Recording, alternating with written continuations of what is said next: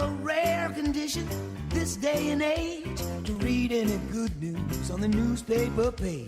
And love and tradition of the grand design, some people say, is even harder to find. Welcome to another episode of All Things Real Estate with your team. Yeah.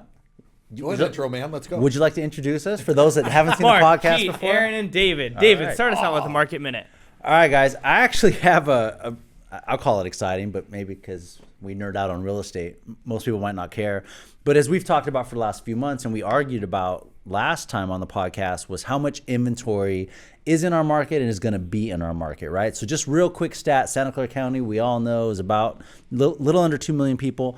We have 522 active single-family homes right now. But the interesting thing, and this is the first time that this has happened in almost a year, our pending numbers, pending means properties that have gone under contract, our pending numbers for both single-family homes and condos and townhomes are exceeding the amount of inventory that we have. So 522 active single-family homes, 551 pending, 215 condos and townhomes on the market today, 263 in contract. Yeah. So we're back to about 3 weeks worth of inventory in Silicon Valley. And so, you know, when we talk about 70 people through an open house, I just looked at a property in Santa Teresa, 21 offers on it. We're seeing a lot of that back. Now, we're not back at the prices that we were prior to the peak, but they're coming back. What I find really amazing with that, I mean, for one, you and I talked about that today, where if you are a seller, get your home on the market right now. Yeah. Because we know inventory is going to increase, right? Correct. And to just put it in perspective, however you want to look at these numbers, you said there's 551 homes on the market in Santa Clara County? 522. With 551 in contract. Do you guys know how many single-family homes, so we're looking at single-family homes, that there are in Santa Clara County? We said this before. It's like 12,000. 700,000 in Santa Clara County. 700,000. Oh, yeah, you only have 500 homes on the market. Yeah. In Los That's Gatos, crazy. as of today, we have 14 homes on the market. With Los Gatos schools, yeah. With Los Gatos schools, and we have 14,000 homes in Los Gatos. I mean, that just gives you a perspective of how limited this inventory is. Of course, I was talking about Los Gatos. Yeah, if you, and to Mark's point, again, it's worth repeating. If you are thinking about selling anytime this year, get on the market as soon as you can. And I think this also goes back to where we had that conversation of, you know, buyers being smart or dumb right now, whatever you want to call them. Yeah. Again, I say get the buyers out there because to your point, even though this activity is crazy where it is, these prices are still down lower than they were at the peak of the market. Yep. Right. And I would just like to point out that Aaron called the buyers dumb, not anybody else on our team. So a segue, I wasn't going to bash on Mr. Aaron. It's a good enough segue. You know, we always talk about. First of all, I said it doesn't make sense. No, you said dumb. No, I think dumb. You said dumb. Well, you know what? Are you doubling down on that? Just own it, dude. It's okay. It's okay. They're dumb. It's okay. There you go. But I regret it. I'd like to retract. No, you can't regret. All right, they're dumb. They're dumb. You're dumb. And another number. By the way, I just closed them. There you go. Hey, by the way, man, I got to give you props, dude. That was an incredible video that you just shot with your buddy or your client. The champagne. They were a Champagne tenant showers? in the property, man, and he came out and hugged you and everything. Dude, that gave me chilly. Yeah, that was cool. Gave you chili. It's cold enough for a bowl of chili. Gave me chills, dude. That was awesome, Yeah, man. It super just shows how happy. you take care of your clients. That was really cool. I appreciate it. That was really cool. I'm going to go back to the numbers real quick, and then I want to go back to Aaron. Just another perspective when we look at how many agents are licensed in Santa Clara County. I mean, you said there's 520 22 homes on the homes market. for sale. Yeah. Does anybody want to take a stab at how many licensed 10,000. agents? 14,000. No, but Jeet listens. Jeet. 14,000 agents. Yeah. You know, so it's interesting when you got a team like us where we're pumping out 100+ units a year. It's got to say something, right? When we're one of those agents that are doing those kind of numbers, when there's 14,000 of us out there. Yep. NAR says for every extra 4 deals one agent does, it puts another agent out of business. NAR equals National Association of Realtors. Yeah. So agent. as we grow our market share, you know, I mean, and I hate to say it, but there's a lot of people in our industry that probably should be doing other things, right? 100%. Either not be, 100%. you know, either because they're not full-time real estate agents or doing it as a hobby, or don't invest the time and resources to really become experts in their field. Well, and I Just think because you're a licensed agent doesn't mean you're a realtor. That's How hard is it to get your practicing. license? Right. Well, How yeah. hard is it to get your license Just in because you have a driver's California? license doesn't make you a good driver, right? Right? Great point. And it's probably easier to get a real estate license than it is a driver's license, unfortunately. Yeah. That's true. All right, but Aaron, back to your story. Why don't you give us? Why don't you tell Wait, us? what? I want to know what someone. Now you want to know? got mad. Now you want to know? Yeah. So a few podcasts ago, and I was probably one of the, I think I had just broke my leg or something, everything. You made a comment that a client of mine had to remind me that you made. And it was that I am old and irrelevant. Yeah. Yeah, it's facts. You. Bleep bleep bleep bleep bleep. Yeah. Listen. Okay, so my young client- people don't go shopping okay. for RVs.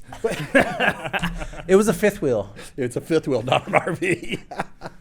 Well, So, but I think my- I mean just quickly. Who said you're irrelevant? My client Nancy that I've had for 25 years said, you tell those young kids, Whippersnappers. that's almost what she was going to say, that you and David bring an incredible amount of value to that team, more so than they do because of the experience, and they should be lucky and fortunate to be with us. And I know you know that. Yeah. I know you know that. But I just had to. But if I agreed, then that What fun would with the what? podcast be, right? Yeah, I couldn't agree with that. So next time you guys come in and ask me a I've question been on doing my this for contract, 30 years. I'll say, I don't know. I'm irrelevant, man. Well, that'd be great if you would answer the phone to get to that point. Oh! Thanks, Dave, for always being there. I'm always here for you, buddy. Okay. All right. You said But, last week, I, but- my big thing is going back to what you guys were talking about earlier.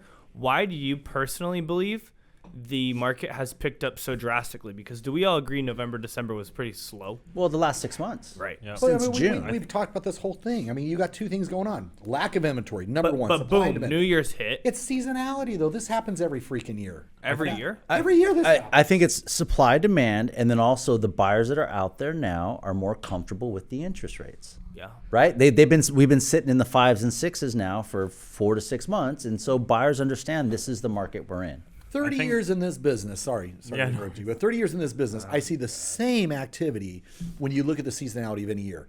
Everything gets absorbed at the end of the year, and then January comes around, low inventories, and then the market, buyers start coming out of the woodworks. They're done with the holidays, start buying, Picks up and till then it June, goes yeah. all the way until about June 1st, and then it dies off, and then it picks up again in August, and and then we have that spurt kind of at the end of the year where people are just grabbing whatever's on the market, right?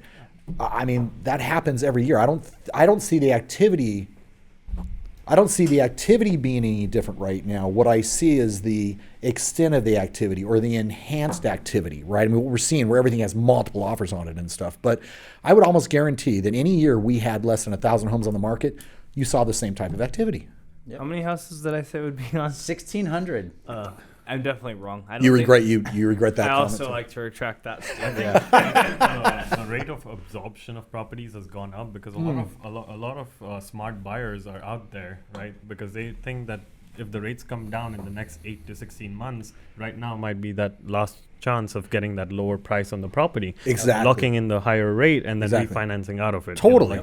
Date the rate, marry the home kind of situation, right? So that's also creating a little bit of a FOMO situation for buyers where, inventory levels are low and this might be their last chance to get those lower prices. Yeah. Although they may have to pay a little bit higher right now compared to On the a few interest months rate. ago.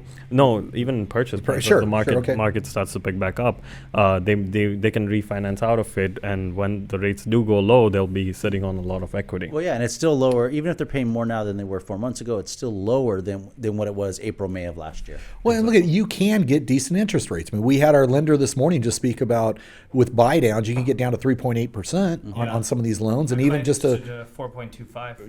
Yeah. exactly. So Just straight across. I mean that's incredible. That's still incredible rates. Agreed. So back to your story about your tenants. Why don't you walk us through that? Because not only was it a great, I don't want to steal your thunder, but it was an off-market property. It was a friend of yours that was a tenant living in a property and was able to actually purchase that home. So how'd that all come about? Yeah. Great so- feel-good story, man. Yeah, super good friends of mine. It was always their dream to purchase the property that they were renting. Hey, how long were they renting it for? About 4 or 5 years, Wow. I would say. Godfather shares the back fence for the kids. Okay. We actually had 10 neighbors write a letter to the seller. Wow. Yeah, sellers. It was their parents' home. Parents passed, and we hear all the time, we want to buy the house, and it's pretty rare that it comes together like that. So the property manager had reached out to them. Then they were like, well, Aaron's our guy, and I'm like, oh, thank you. I'd love the opportunity. Turns out that the sellers had already listed or signed a listing Right. agreement with someone that we work We happen with to all the know. time Yeah. and works in our office. And we were just able to piece everything together. They're able to get approved in about 2 to 3 days. We wrote the offer, and we're able to get an incredible, I'd say, deal and opportunity. The sellers, I think the most important thing was to make sure it goes to the right family, right? Yeah. So, it was a family effort for sure, and they pieced it together. And they, truthfully, I don't believe a year ago, if you said that they would have the opportunity for home ownership, I don't think they would ever think There you that go. they could Well, do it. well, and this is where I want to jump in and say this is why companies like Zillow, Trulia, technology, automation will never replace a good real estate agent. 100%. Right? There's no amount of technology and automation that would have put that deal together like Aaron did, and that's like it or not, that's why real estate agents have been around for 100 years, and they will likely, in some capacity, be around for 100 more. Especially in affluent markets like ours, Yeah. right? I mean, it's a huge asset that our clients are moving. They need the best advisor they can with it. Interesting enough, with that agent that was listing agent on it, who's one of the top agents. I mean, In the nation. She actually does a little bit more business than us as well, as a team. No, she's absolutely awesome. But she made the comment. She goes, Mark, I have had more deals with your team this year than anybody else. I mean, props to you guys. I mean, you guys I've in got a market 3 with her right now. Oh, there you go, right? I mean, in a market like this, where we have to admit, even though it might be perceived that it's been an easier opportunities potentially for buyers than it was back in 2 years, 3 years ago. It is still very challenging, and the fact that you guys are putting these buyers into contract, or we are as a team. Yeah. I mean, that, again, it matters. Who you work with matters. Yeah, right? I mean, it Hate really to does. say it, because Aaron always does. Because you guys are killing it. I mean, Yeah. you guys are beating out where there's dozens of offers on these properties. I will tell you the difference that is going consistently overlooked is that we have the reputation and we know the other agent on the other side. Whether I know him, you know him, know him, somebody on this team knows Right. them. So that's what helps when you have old, irrelevant Right. guys on your team, right? Yeah. We know all the agents and stuff. A perfect example. I was showing a home over the weekend in Santa Teresa, and I'm walking out with my clients, and there's an agent standing there with his client, and I was like, hey, whatever, cordial. Hey, how you doing? He's all, David, John Bruno. Is that a I'm trip? like, yeah, and it was Tony Ventura. Oh, And he geez. goes, I've never met you. Because I've never met you in person. I've always Ventura Burnett, right? Yeah, Wasn't- yeah. And it was him and his dad, right? Yeah. And he's like, I've never met you in person, never done a deal with you, but I've seen your career. I know your reputation. Just want to say hi. Pleasure to meet you. That's awesome. And sometimes being a dinosaur, is I guess. all right. Here's what newer agents and agents who don't sell a lot of houses consistently do wrong. They make themselves against everybody. What do you mean by that? So at the end of the day, you all have to come together. There's a listing side, there's a Gotcha. buyer side, and there's your lender. And Yeah. if you're not all working together to try to find the common goal, Yeah. it's just miserable.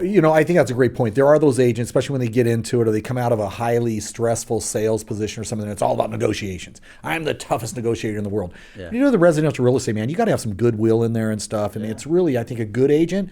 It's about how do we put the deal together, right? Yep. I mean, in any negotiation, as far as I'm concerned, is you got to make a win-win. You got to make a win-win, or else you're not going to have a deal.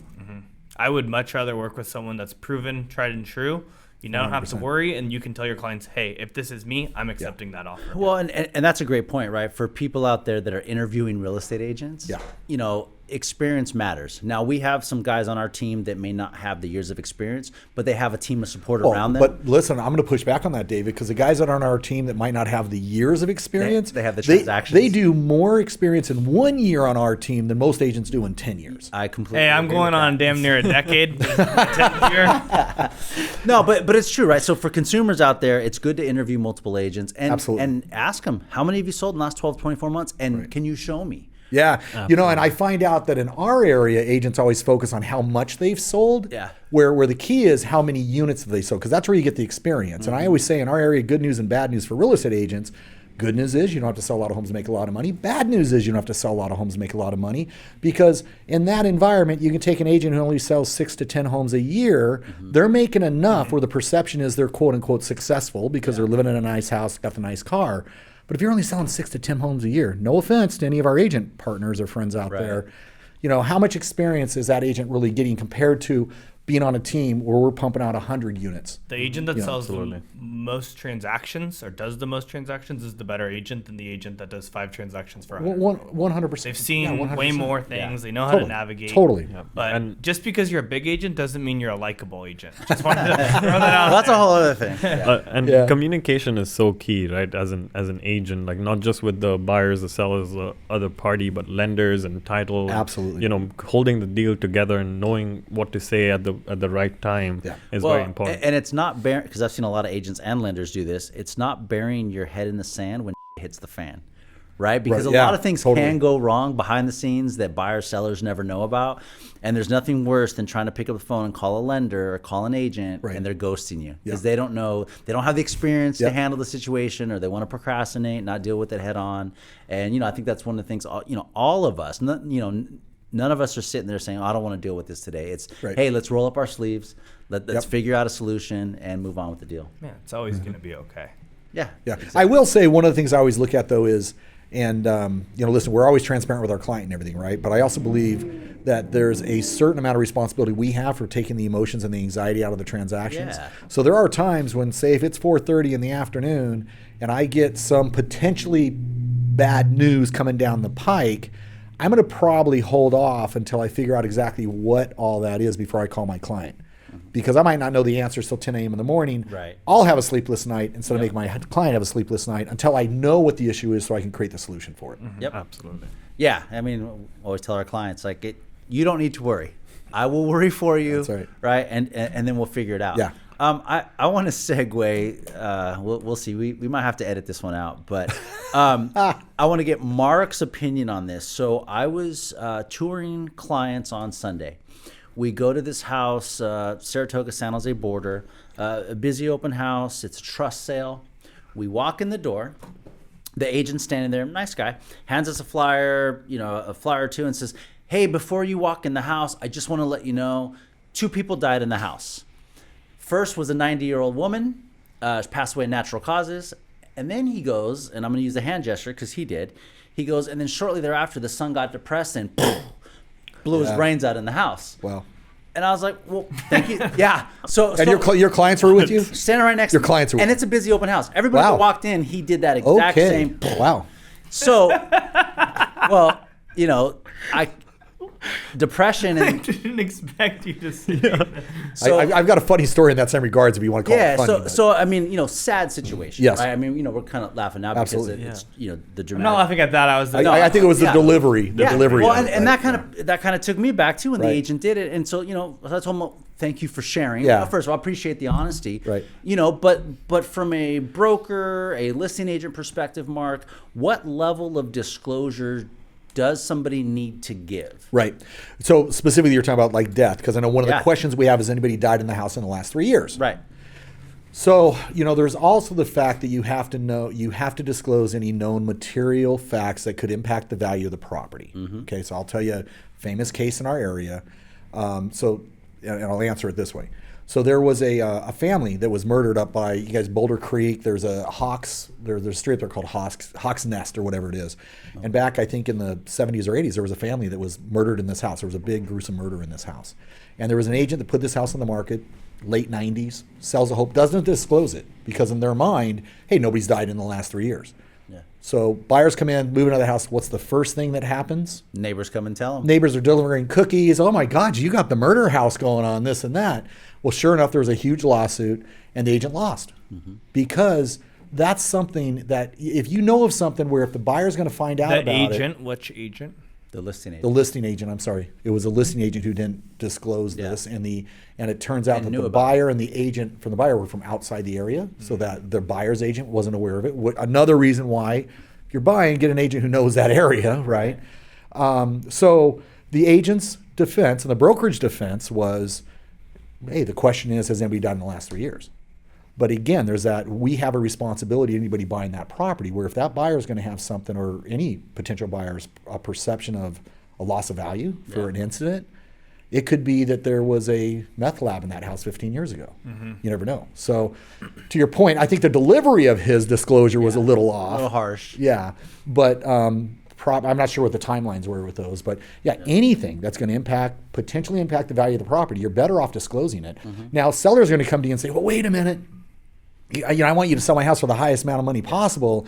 If you tell them that some Hell's Angels gangs, used to live here 5 years ago and they were causing problems, but if there was stuff that was reported to the local police, it's probably better to disclose those things. Well, yeah, and we always tell our clients too, it's better to be honest and upfront than end up in court and a lawsuit down the road. Yeah, right? Unfortunately, we know that. That ends up costing a lot more money Yes. than the difference in sales price by disclosing. One thing you guys have taught me from the beginning is that if you were the buyer and you weren't, and that wasn't disclosed to you, would you be upset? Right. Ask your clients that. Yeah. And then for buyers, two things that I see consistently go overlooked: Google the street address. You don't have to type in the exact, but just Google it. There's a lot of things that are subjective. What we consult with all of our buyers is anytime you identify the property you like, go to that property at all times. We might show it to you at 10 o'clock on a Wednesday. Well, guess what? There's no traffic. There's nobody home at the weekend. There's not a train running behind the property. Exactly right. And vice versa. If you're a seller and you got a neighbor who has that RV sitting out front the whole time, don't go to your seller or fifth wheel. Don't go to your neighbor and say, hey, while I'm selling the house, do you mind if you could move this thing? Because as soon as it shows back up after the buyer moves in, those are all things, everybody doesn't understand being in trouble until they get into trouble. Sure. And what they don't realize with real estate transactions, I guess, again, in our area, they're very highly, emotional type of sales, but also valuable type of sales too, right? I have a situation right now where we sold a property 2 years ago up in Los Altos Hills, and it was a fixer-upper. We sell it. The buyer, we represent the seller. Everything's done. It was a trust sale. The trustees never even lived in this property. The guy passed away, and the buyers buy it. Well, the buyers discover, because they want to renovate the house and add to it and stuff. They discover there's this small little easement off to the left that our client didn't even own. Long story short, they went through this whole process. Now they're coming back to the seller saying, hey, we had to pay an attorney $20,000 and surveyors and everything to identify this. We want that $20,000. Now the reality is my clients never even knew about it. Yeah. It was a trustee sale. We're dealing with the title company. I was going to say, The title company, and the title company's like, well, that wasn't part of our sale.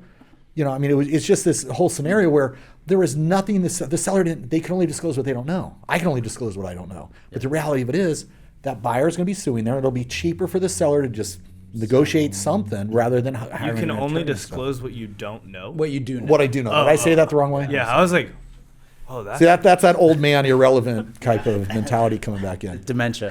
Well, I'll tell you, buyers are so stupid for buying right now that I closed yesterday. Yeah, that you bought one, right? Bought in Mountain View. There you go. I'm taking everyone through the journey. I bought a hoarder house. I haven't really seen you very much recently.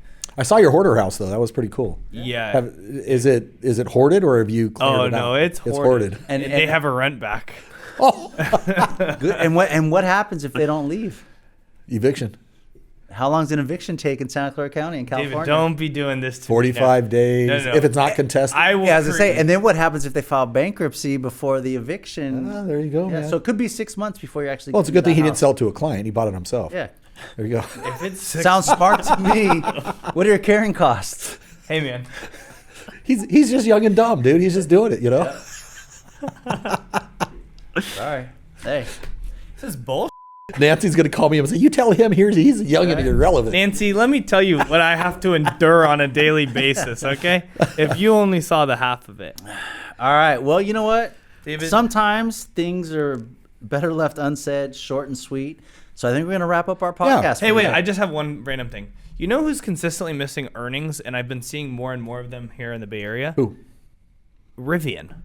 That Really? truck. Yeah. The electric they're- truck company? I just got a notification. They're down another 10%. Well, yeah, like a buddy of mine ordered one 6 months ago, the SUV, and it's going to take another 6 months before they get it. But They they're haven't supplied losing it. money every time they sell it. Yeah. Well, hey, speaking of, I'll bring it back to real estate. Open Door, last year, on average, lost $24,000 on every home they sold. Good. Now that's dumb. That's Yeah. dumb. I saw Open Door buy a house for 1.58. We didn't say open door is dumb. We're just saying that's dumb. Where's that phone? We get legal calling Yeah. us. They bought a house for 1.58 and then they listed it for 1.26 or so. Yeah, it's- Sold it for 1.45, and Yeah. I'm like, whoa, Great they're losing business. a lot of money. Shareholders and investors. Well, I'm convinced of one thing, that if we take a listing and it is not a brand new, totally remodeled house. If we are allotted a budget to get the house ready of $25,000, I'm convinced that our team has created a method of being able to generate another $100,000. From a $25,000 investment. Yes. Wow. I would agree with that in a Cool. lot of the listings Okay. that we fixed up. Every awesome. single one Yeah. we've done in Yeah. the past 365 days, I would dare to say has done well over that. At least, awesome. yeah, we at least get 3 times the money back. Yeah. Good ROI. Very Yep. cool. All right. Well, we're gonna end it there. Yeah. Now listen, we got a lot of things coming up, so keep an eye on stuff, right? We Client got our appreciation client events. appreciation events. We We've got- got some really cool things happening. And so. we're doing our first ever live quarterly Oh, yeah. podcast. Woohoo. April, I think. It's next week, I think, isn't it? No, it's it's sometime in April Okay. where we're gonna do it from a different location. Maybe have some beer, some shots, and Be interesting. Yep, and talk real estate. And live, like unfiltered. Yeah. There you go. That's a scary place to be with this crew. live and unfiltered. Live and unfiltered. All right, guys. We'll see you next time. Take care. Bye bye.